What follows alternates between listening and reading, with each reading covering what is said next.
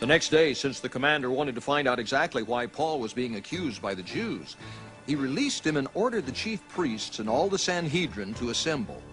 Then he brought Paul and had him stand before them. Paul looked straight at the Sanhedrin and said, "My brothers, I have fulfilled my duty to God in all good conscience to this day." At this, the high priest Ananias ordered those standing near Paul to strike him on the mouth. Then Paul said to him, "God will strike you, you whitewashed wall. You sit there to judge me according to the law, yet you yourself violate the law by commanding that I be struck." Those who were standing near Paul said, "You dare to insult God's high priest." Paul replied, "Brothers, I did not realize that he was the high priest. For it is written, 'Do not speak evil about the ruler of your people.'" Then Paul, knowing that some of them were Sadducees and the others Pharisees, called out in the Sanhedrin, "My brothers, I am a Pharisee, the son of a Pharisee. I stand on trial because of my hope in the resurrection of the dead." When he had said this, a dispute broke out between the Pharisees and the Sadducees, and the assembly was divided. The Sadducees say that there is no resurrection, and that there are neither angels nor spirits, but the Pharisees acknowledge them all. There was a great uproar, and some of the teachers of the law who were Pharisees stood up and argued vigorously. "We find nothing wrong with this man." They said, "What if a spirit or an angel has spoken to him?" The dispute became so violent that the commander was afraid Paul would be torn to pieces by them. He ordered the troops to go down and take him away from them by force and bring him into the barracks.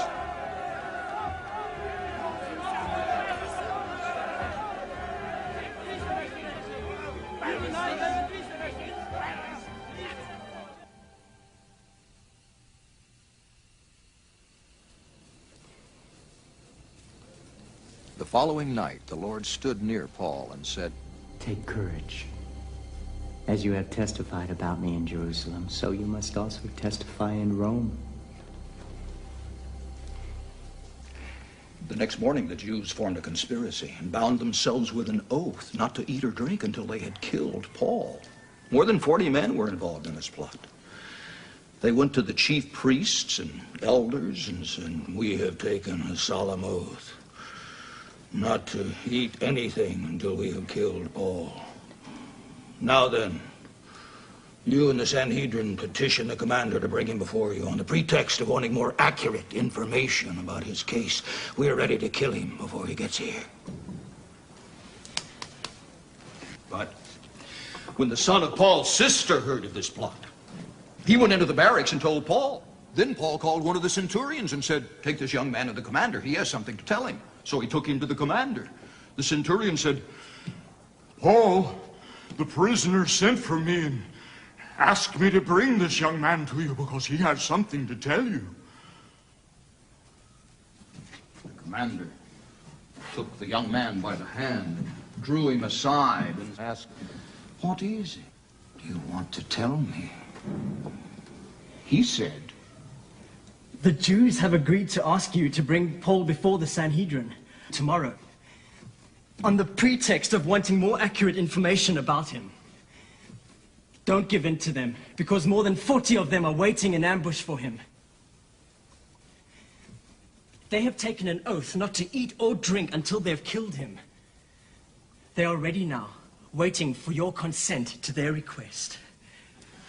The commander dismissed the young man and cautioned him, "Don't tell anyone that you've reported this to me." Then he called 2 of his centurions and ordered them, "Get ready a detachment of 200 soldiers, 70 horsemen, and 200 spearmen to go to Caesarea at 9 tonight. Provide mounts for Paul so that he may be taken safely to Governor Felix." He wrote a letter as follows. Claudius Lysias to His Excellency Governor Felix, greetings. This man was seized by the Jews, and they were about to kill him, but I came with my troops and rescued him, for I had learned that he is a Roman citizen. I wanted to know why they were accusing him, so I brought him to their Sanhedrin. I found that the accusation had to do with questions about their law, but there was no charge against him that deserved death or imprisonment. When I was informed of a plot to be carried out against the man, I sent him to you at once. I also ordered his accusers to present to you their case against him. So the soldiers, carrying out their orders, took Paul with them during the night and brought him as far as Antipatris. The next day they let the cavalry go on with him while they returned to the barracks.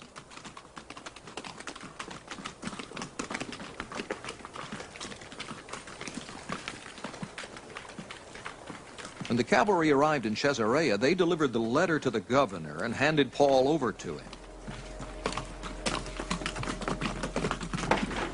The governor read the letter and asked what province he was from. Learning that he was from Cilicia, he said, "I will hear your case when your accusers get here." Then he ordered that Paul be kept under guard in Herod's palace.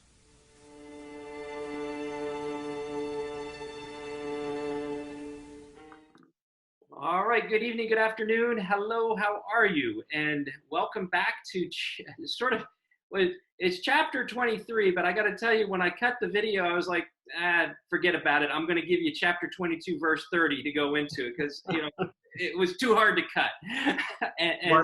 Smart man, Chris. Yeah, so there you go.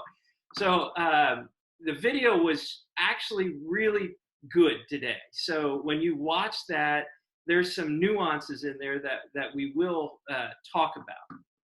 So Gary, I know you are ready to go.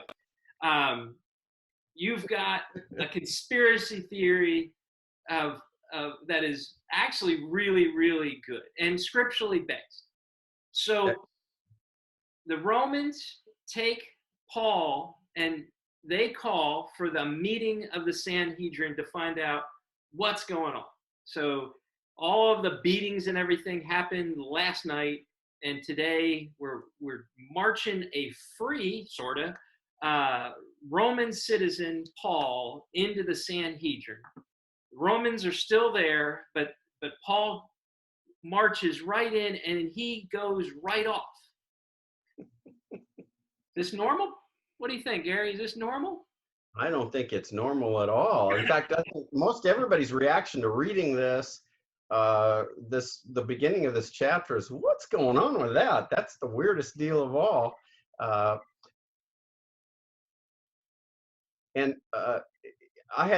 I was sitting there reading it myself again this time going, what is Paul doing? He knows how the Sanhedrin works. There's scriptural evidence for that, as well as the video, puts in there with Gamaliel in the early chapters of the book of Acts. So what it just is kind of crazy, but it looks like, at first I thought, and it still could be, at first I thought he was playing them in that he's like playing like dumb, because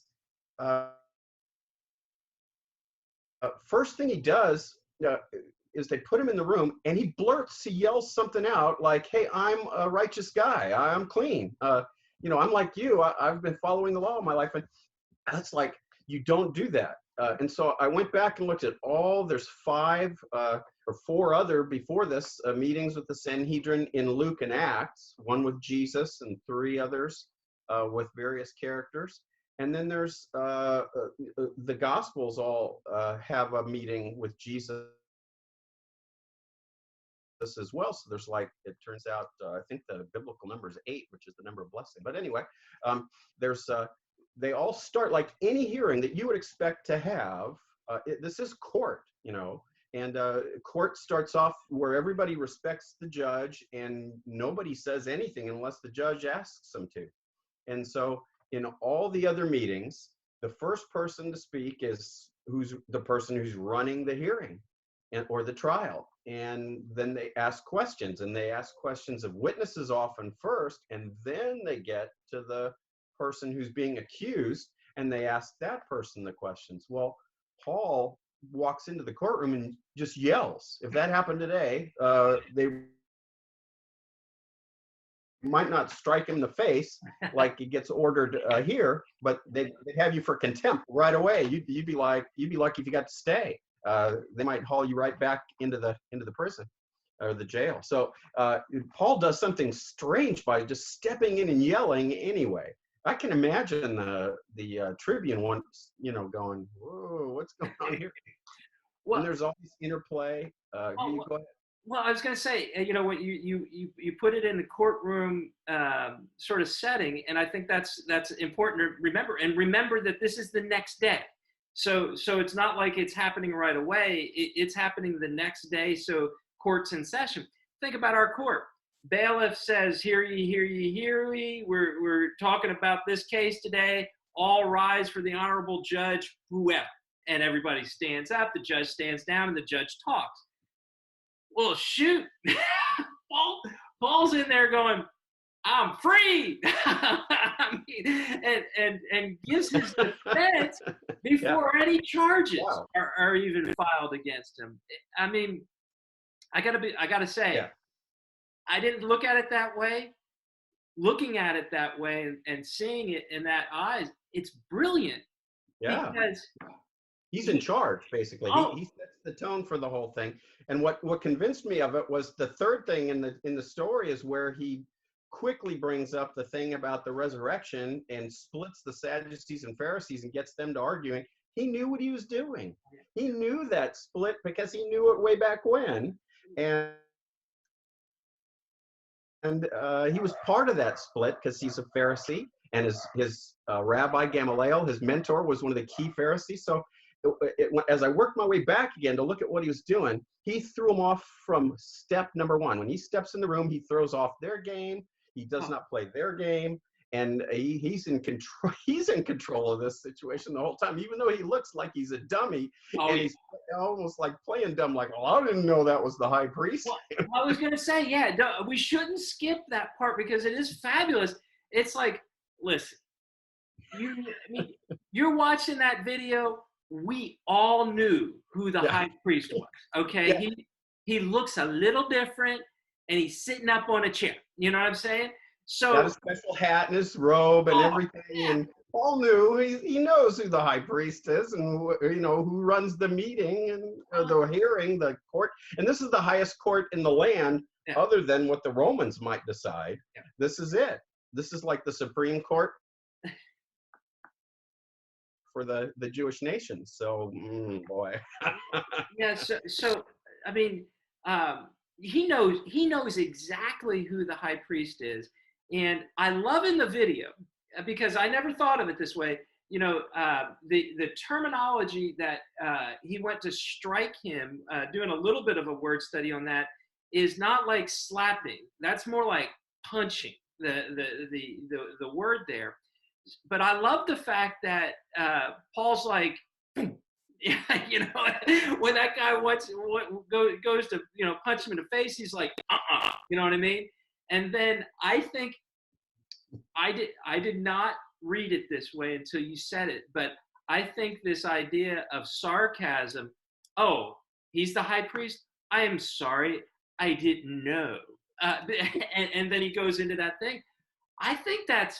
I mean, when you put it all together, the evidence, he walks in, takes control of the room. The guy tries to punch him, and he's like, "You're a whitewashed, ball of wax." and they go, well, "He's the high priest," and you can see Paul going, "Oh, I didn't know he was the high priest." It's like, yeah, you did. It's brilliant. It's brilliant. And then this idea of separating, he knows he knows the touch points. He knows what's going to set him off. Oh yeah. And and the Pharisees save Paul. so talk about this idea. Well, we don't think that he said anything too radical. We agree with him. So yeah, there are angels, and there's a resurrection, and I could go somewhere like no resurrection, no angels, no spirits. Sounds like some Protestant denominations, mainline denominations. But I won't say that. I was gonna go there.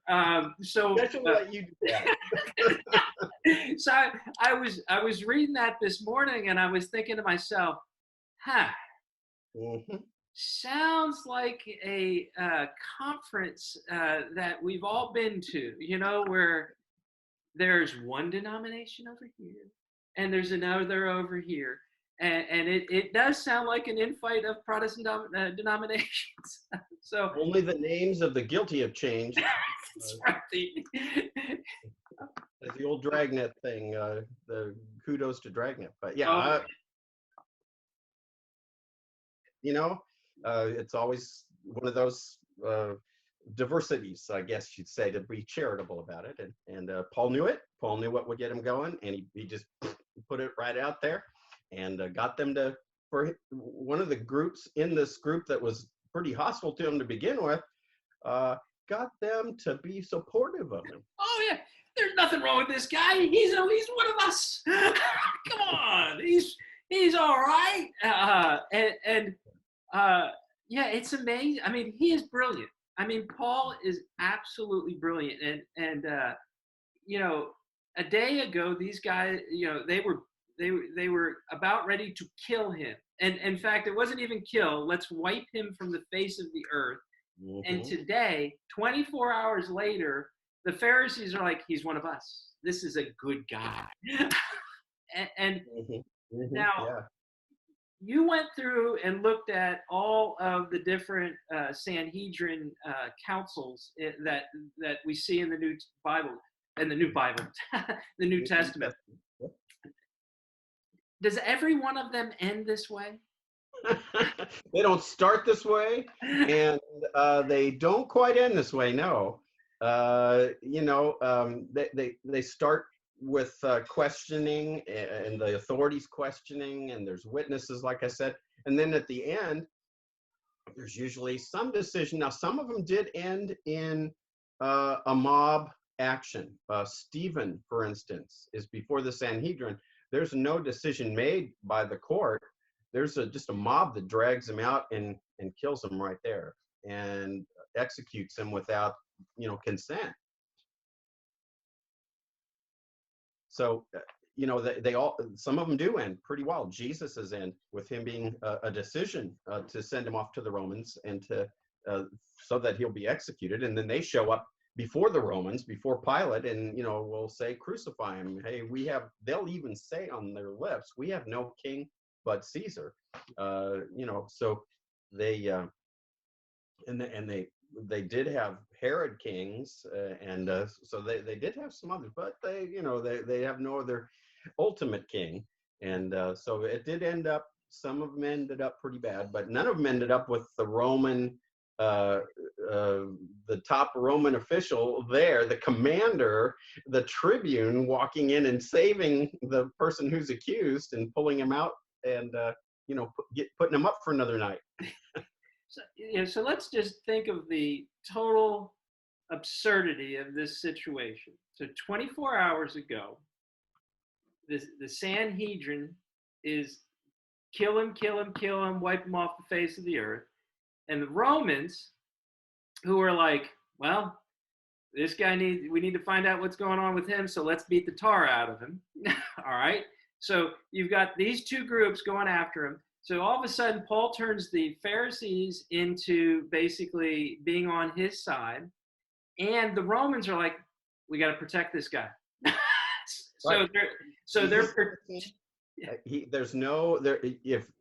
he's in the care of the tribune, the governor's not here, so it all stopped. The buck stops with him, and he has to protect this person's life so they get fair justice, or his job could be in the way, and he could be demoted to some backwater place, if not executed. It happened. I was going to say, we've seen how they've gotten demoted in more permanent ways. Mm-hmm. So we got two out of two groups that were beating him up yesterday, who are now saying he's a good guy and protecting him. Mm-hmm. Absolutely. And boy, what a change in 24 hours. Go ahead. Go ahead. Finish. And then the next 24 hours even get more interesting. Oh yeah.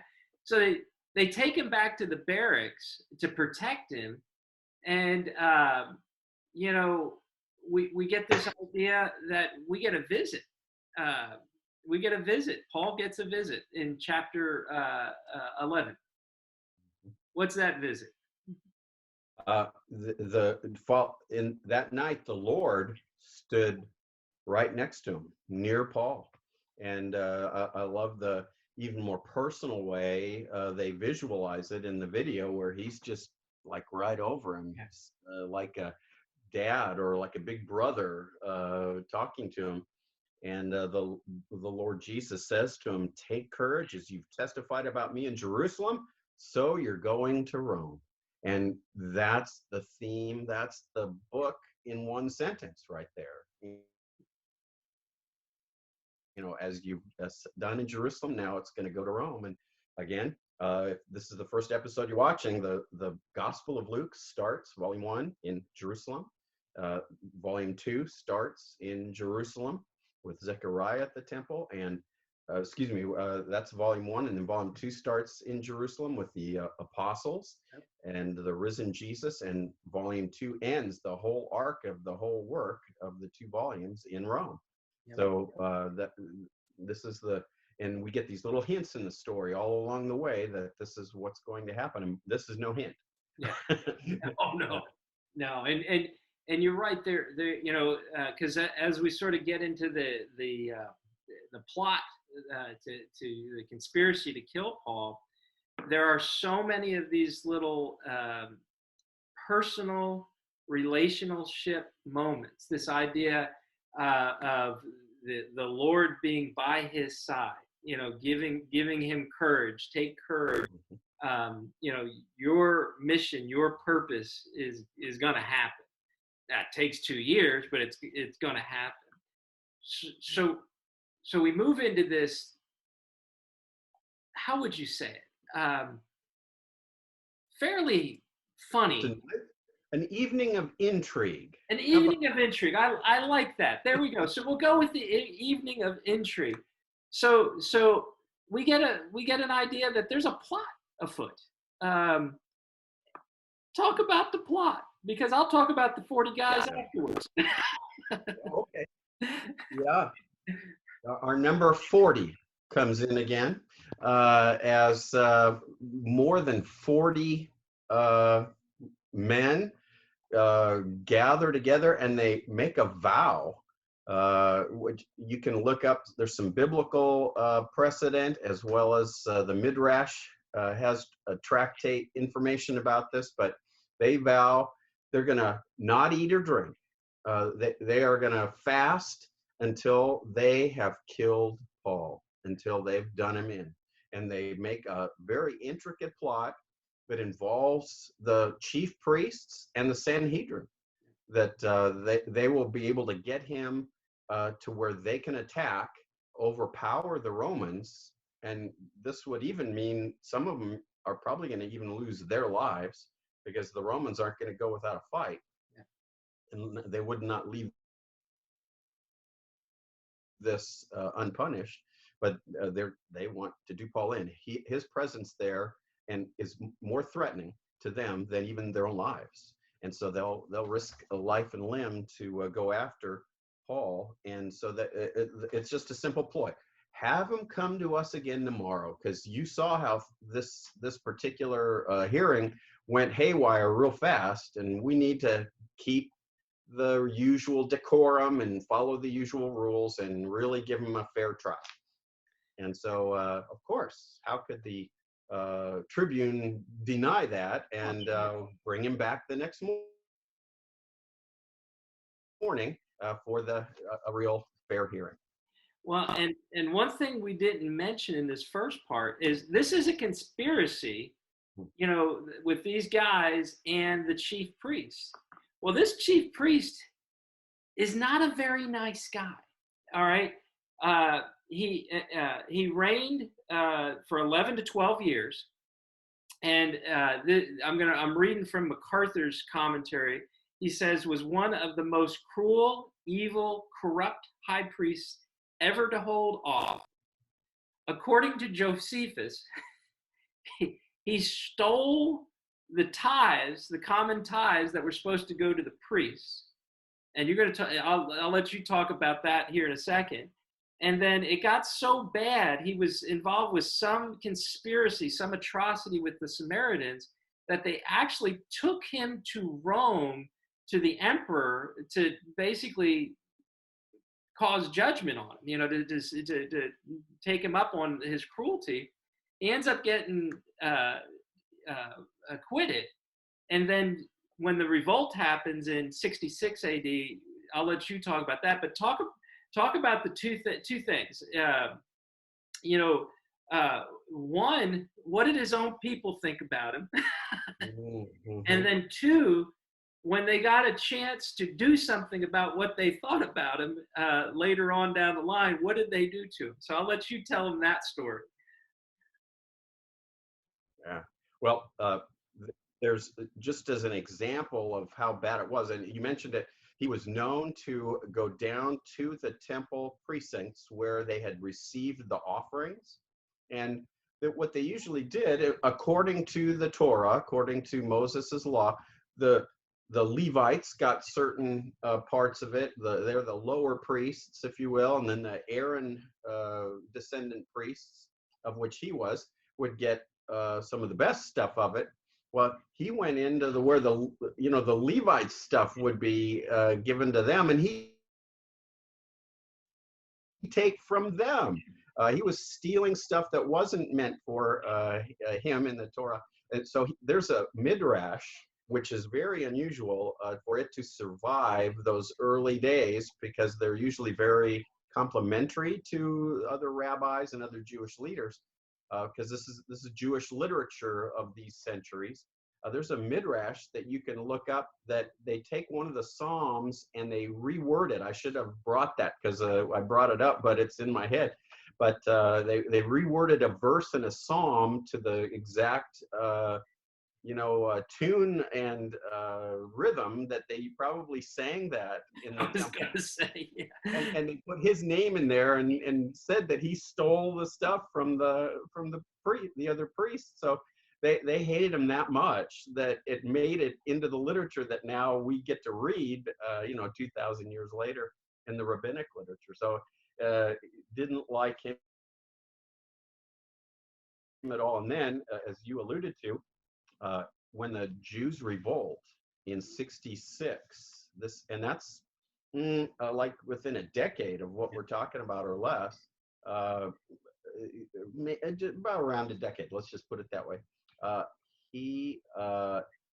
He's in Jerusalem, of course, as chief priest, and they kicked the Romans out of Jerusalem. So they have taken over Jerusalem, and he goes into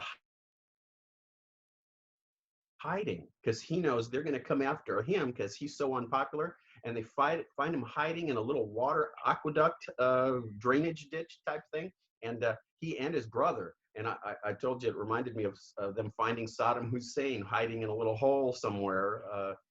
He's hiding with his brother in a water ditch, and they pull him out and they execute him on the spot. Yeah. And here's a supposedly a vaunted leader of the Jewish people, but the Jewish people didn't consider him a great leader. It was the Romans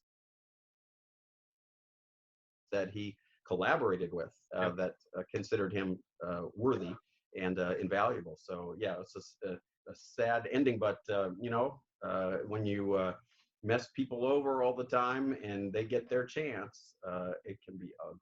So but here he's still in charge, and the big deal about this story and plot is that they go to the chief priest and he becomes complicit. Absolutely. He's going to get involved, the highest court in the land, and it's a religious national court, and they're going to break one of the highest commandments of all: thou shalt not kill. Yeah. Well, and thou shalt not lies in there too. I mean, there's some other things going on in there that are going on here, but he actually conspired to do that, just to be rid of Paul, and it's a sad day.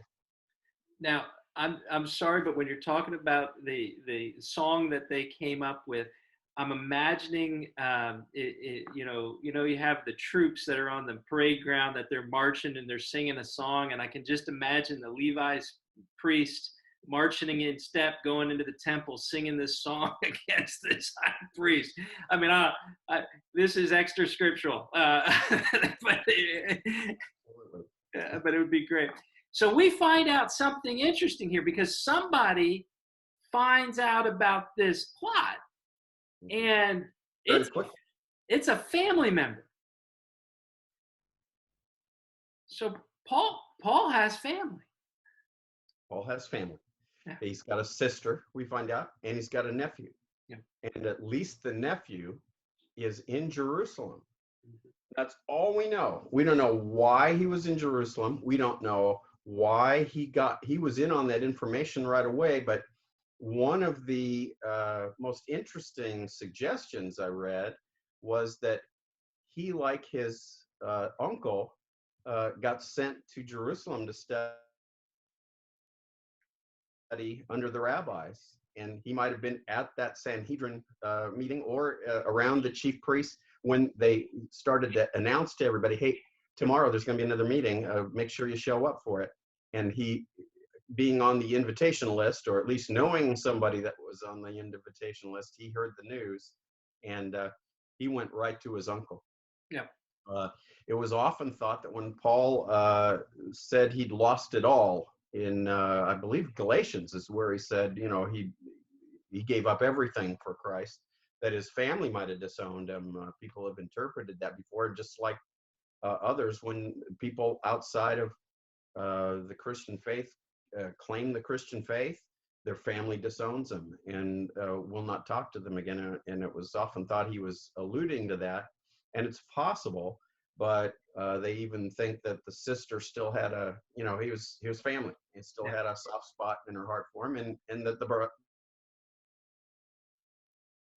nephew was, trying to keep his family in the know. And so the brother goes to Paul and has access. Paul is, remember, you'd think, well, how could he in the evening be there to talk to Paul? Paul is he's not in prison. Remember, he's a Roman citizen. The tribune can't jail him without a trial. That's all part of this whole privilege of being a Roman citizen. So he can have guests. You could say no if you wanted to, but he let the nephew talk, or whoever was the guard, let Paul have a visitor. And Paul tells his uncle about the plot, and Paul's able to call one of the centurions over and to say, hey, my nephew here needs to, or we don't know if he said nephew, but my friend here needs to talk to the tribune as soon as possible, because there's, and who knows how much detail they told him, but they ushered him over there, and there's this great very personal detail in there where the tribune, when the nephew's brought to him, takes the nephew by the arm or by the hand and kind of ushers him over off to the side of wherever they are, and asks him, face to face, what do you have to tell me? It's the detail is just amazing storytelling that we get in on here. Well, it's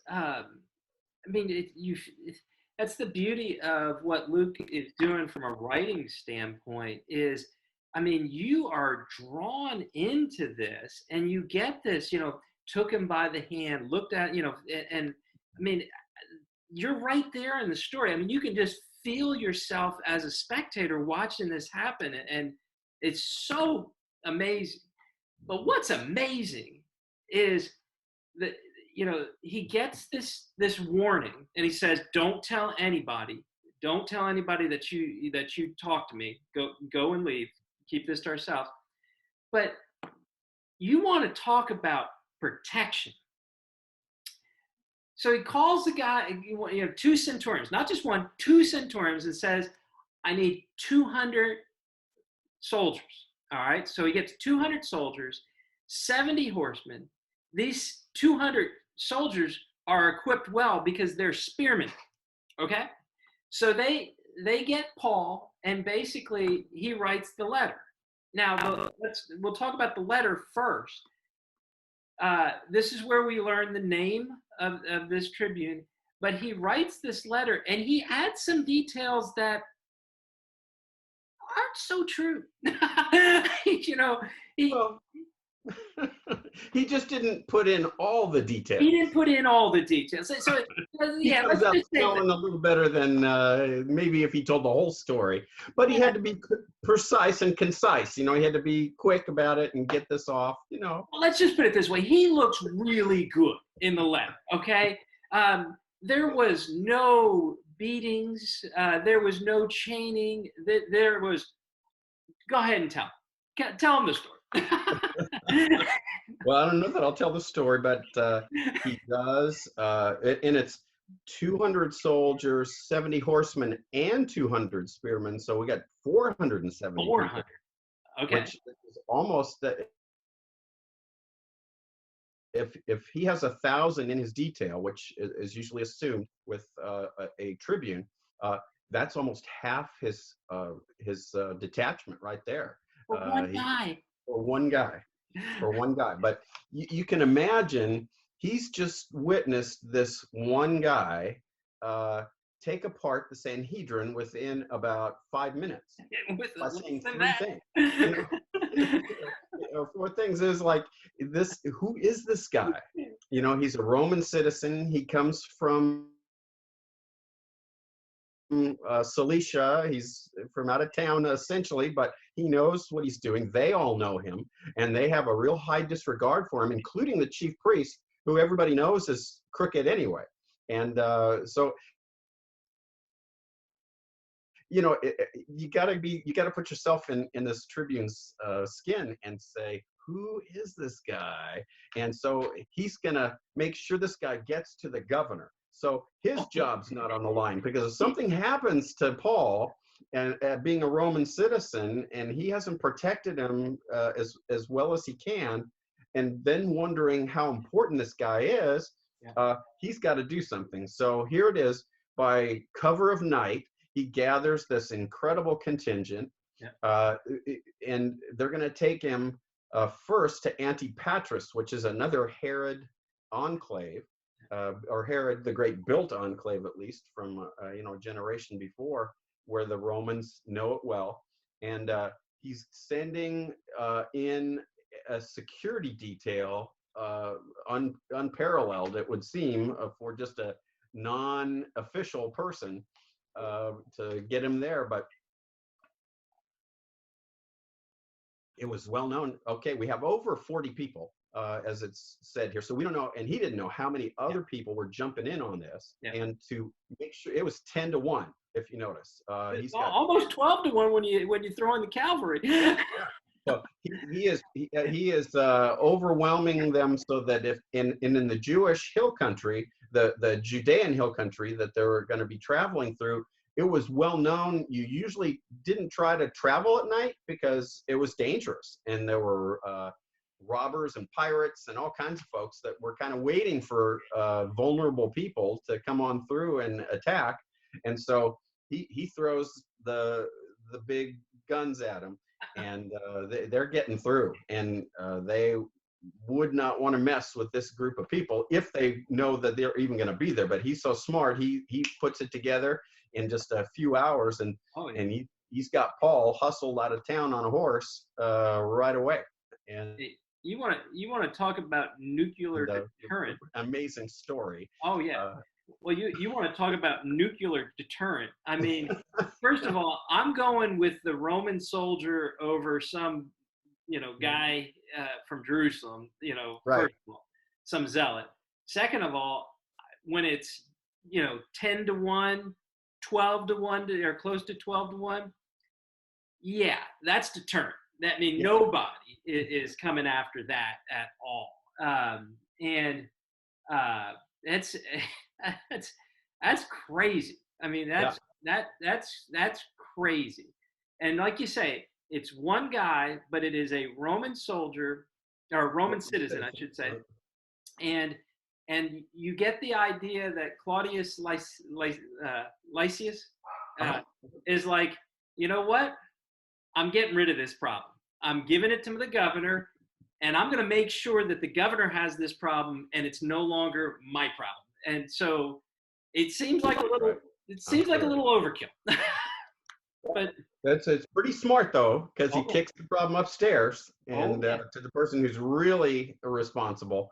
Yeah. But again, it shows just God's hand in this, as well as Paul's astuteness and the respect that is going to have happened. It was pointed out that this chapter, from this chapter on through the rest of the book of Acts, Paul will be in Roman detention. Yeah. He'll be in close contact with Roman officials, whether tribunes, centurions, the guys at the bottom of the rung, but all the way on up to Felix and the governors. He's going to be for 4 years in this Roman arrest.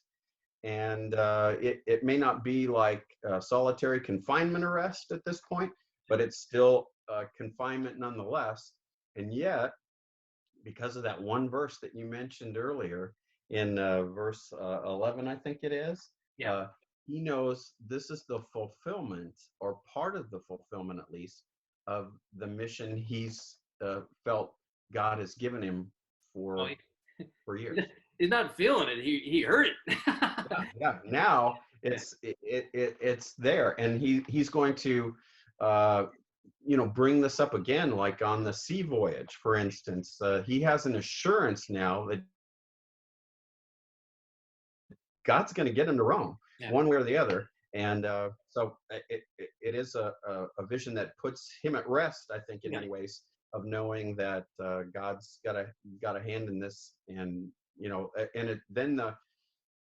I'll just stop there because you can go on.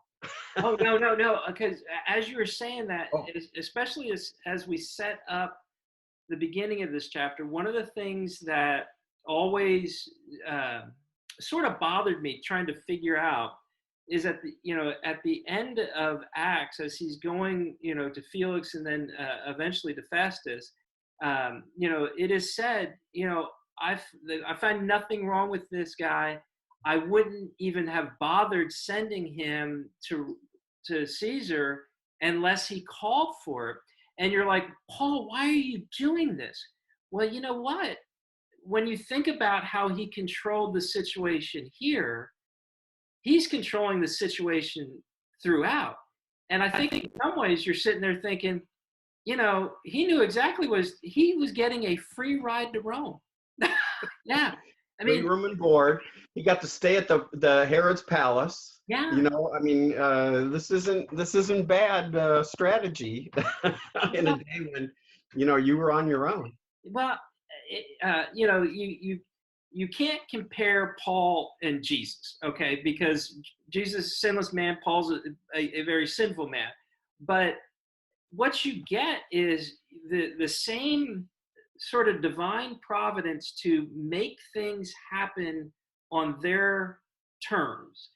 Jesus, in that last week, the Sanhedrin did not want to cause a riot during the feast. Well, guess what? Jesus pushed it to the point that it was on his timing, not their timing. Well, Paul knows he's going to Rome, and this is probably the only way he's getting to Caesar is by playing this trump card. Otherwise, he's just a Roman citizen. How is he going to get an audience? So it's amazing. It's amazing. And I think it's amazing too when he gets to Felix, and Felix is like, "Where are you from?" And he tells him, well, I guess that's his territory. So he's like, okay, I can judge you. I'll judge you. It was the pecking order. Mm-hmm. Felix was under the guy who's over the larger area that he was a part of. You're right. So he could decide whether to do this or to send it up stream again. But he may decide, hey, I don't want them to think there's trouble down here, so I'm going to take care of this. And who knows? Again, we're kind of second guessing his thought process, but real thoughts, because that's how you stayed where you were or got demoted, is how well you handled situations. And we're going to find out that Felix, well, that's for another chapter. Felix is married to somebody who probably knows about this movement called the Way already anyway. So he may just decide, I'm going to hang on to this guy for a little bit. And you find out that he keeps calling him back and calling him back to talk to him in the next chapter. But this is a pretty amazing stuff. And it's well chronicled for us, though there's lots of other questions that we have to scratch our heads about and wonder. But well, and one of the reasons that I posted as many pictures as I did and the 2 videos that I did was, you get this little line from Felix. It's like, oh, okay, you're from that area, great. Send him to Herod's palace, basically, Praetorium. You pronounce that? Right? Yeah. Mm-hmm.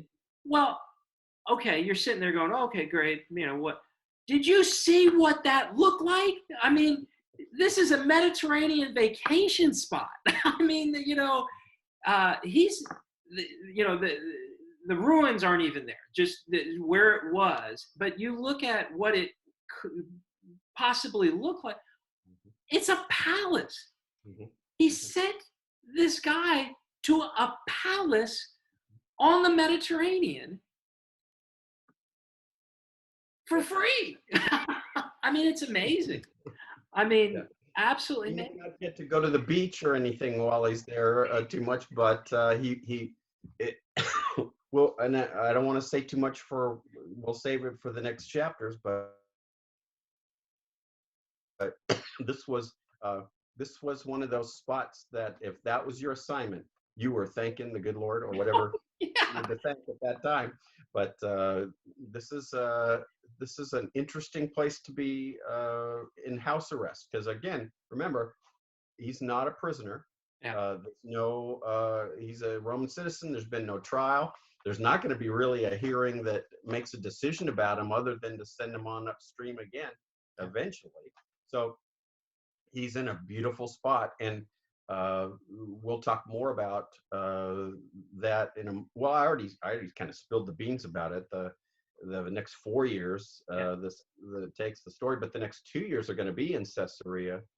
And this is where they believe Luke had plenty of time to travel back and forth. It's a 65, 70-mile journey to Jerusalem, and then on up into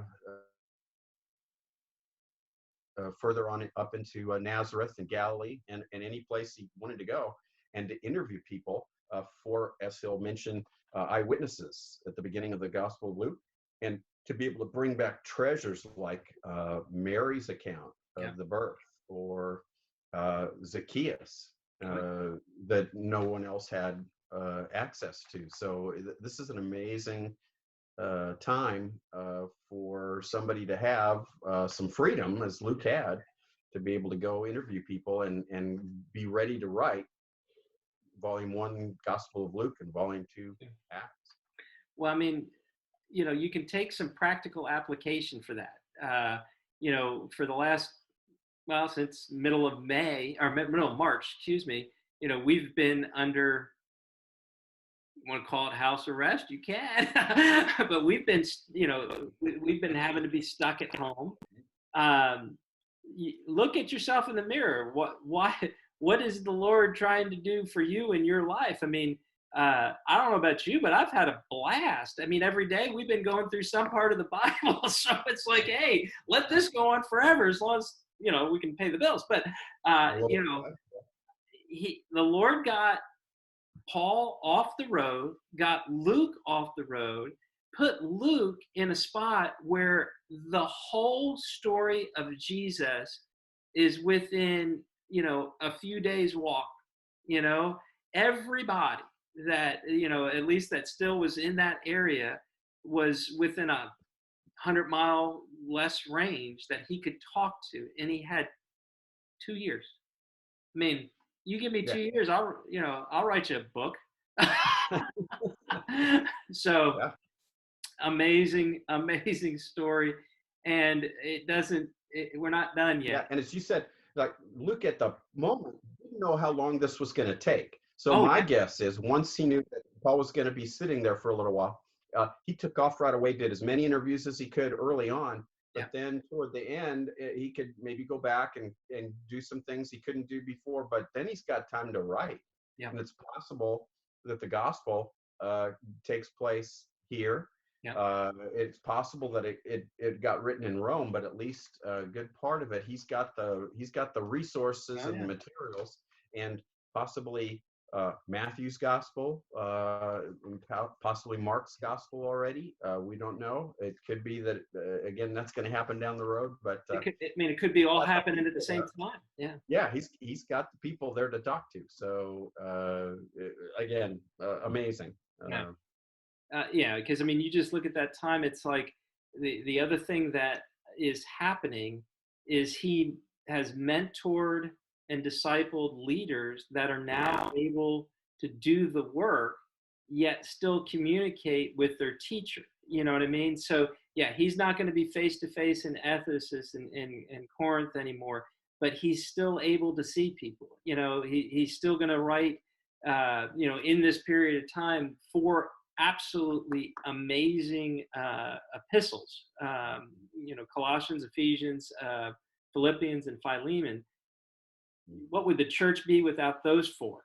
And what would the church be without the Gospel of Luke, and what we're studying right now, which all happened during this time period, whether they were, Acts and Luke were written or whether they were researched, they were being compiled, to the point of putting it on parchment. So it's amazing.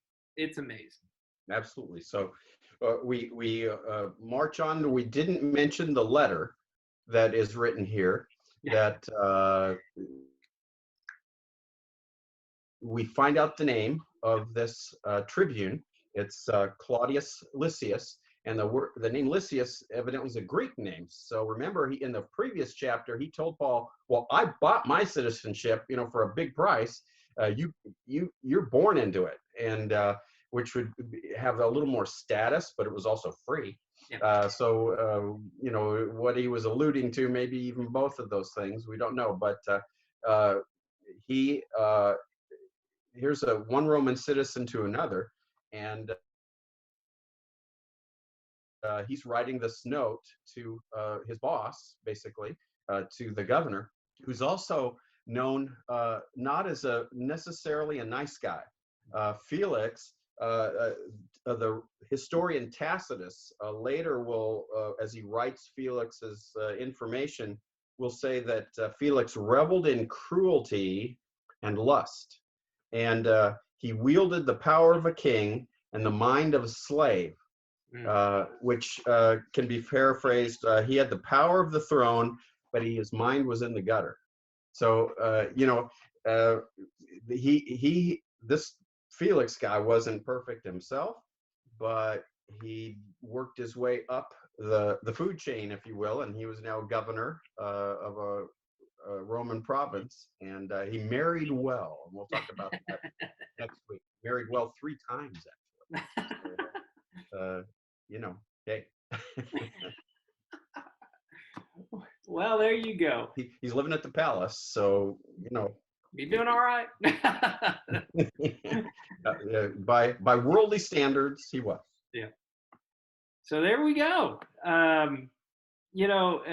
There's so much there, and so much that we didn't cover, but that at least gives you, I hope, a good arch. It's an amazing, amazing, amazing story that, it's fun to read it again and read it in a way to really gather that arch, the arc that's going on with this story.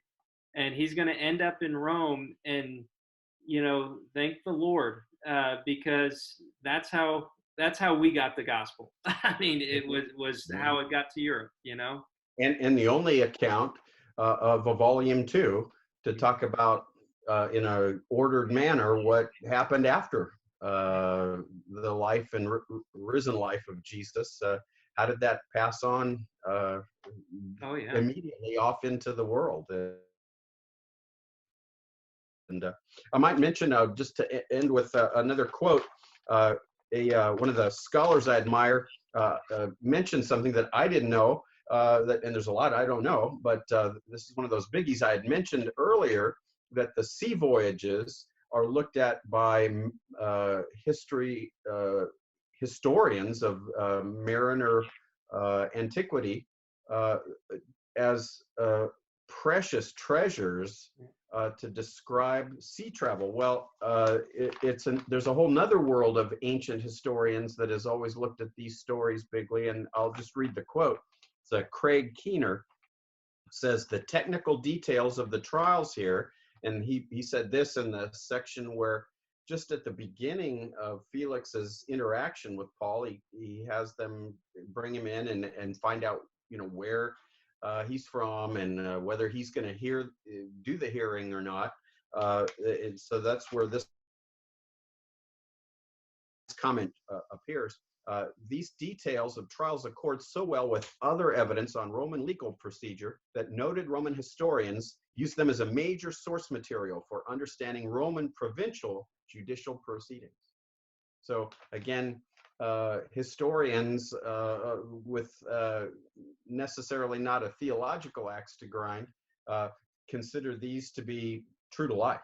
That they give details that they often can't find anywhere else, particularly about what's going on in the provinces. So again, fascinating for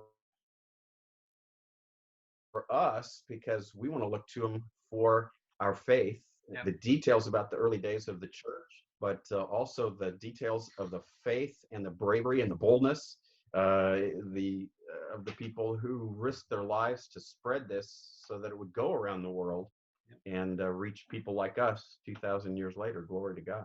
Amen. What a story. What a story. All right, we made it through another day, another chapter. You know what? We should just go through the whole Bible like this. We'd be done in, well, a long time. Yeah. I'd be, oh, hi, Chris, how are you doing? That's true. Well, let's see, 1,189 chapters, a chapter a day. Yeah. It's just 3 years from now.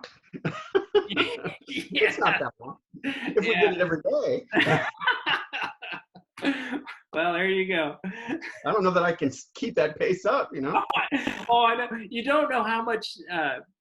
It's so much fun, but it's also, it's a lot of prep work. A chapter a day. Yeah. Well, you dive into the details of it, and you start, like you call them rabbit trails. You go off on things because it's so interesting, and we know other things that you can put together with this, and it comes alive. The Bible has this rich treasure trove of things that of history that comes alive, but that faith that comes alive. And I thought David Stern, who did the complete Jewish Bible, and it was the Jewish New Testament, in his commentary, talks about Paul playing the Sanhedrin, and he says, Paul wasn't perfect. He wasn't Jesus in front of the Sanhedrin. Paul often gets criticized because Jesus just either didn't answer or answered nice answers to the high priest or the chief priest in charge of the proceedings. And Paul, he just went in there and threw little sticks of dynamite into the proceeding and blew it up. Yep. And he says, well, Paul might not have been perfect, but he's forgiven. He was by Jesus, and it had the effect of turning out the way it did, that God's hand was in it to bring it to to where it was brought. So it's fascinating.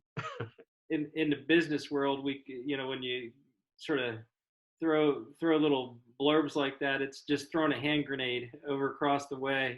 It's just Paul's very, very. I used to keep a little